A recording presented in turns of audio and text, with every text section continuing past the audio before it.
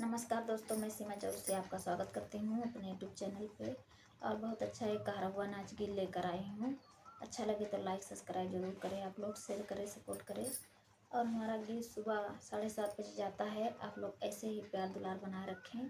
और गीत अच्छा लगे तो प्यारा सा कमेंट जरूर कीजिएगा। आप लोग देखिए सास बहू में क्या क्या होता है और बहू क्या क्या सास से कहती है, आप लोग गीत के माध्यम से जरूर सुनिएगा। और गीत अच्छा लगे तो प्यारा सा कमेंट कीजिएगा आप लोग। धन्यवाद।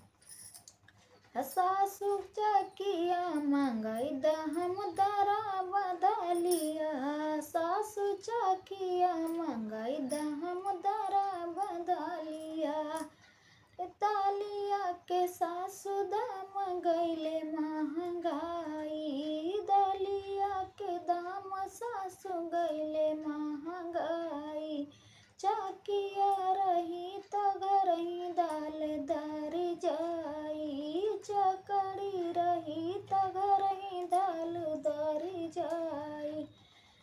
सासुर से कही के मंगाई द चकिया, ससुर से कही के मंगाई द चकिया। सासु चकिया मंगाई द हम दरा बदलिया, सासु चकिया मंगाई द हम दरा बदलिया। दालिया के दाम जेठनी गैले महंगाई, दालिया के दाम जेठनी गैले महंगाई।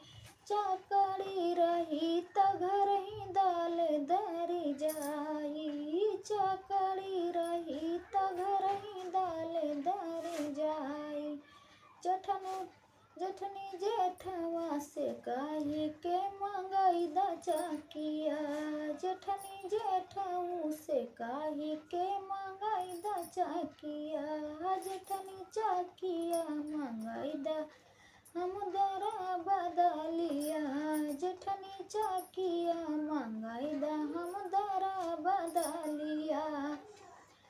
दालिया के दाम छोटी गईले महंगाई, दालिया के दाम छोटी गईले महंगाई। चकड़ी रही तो घर ही दाल दरी जाई, चकड़ी रही तो घर ही दाल दरी जाई।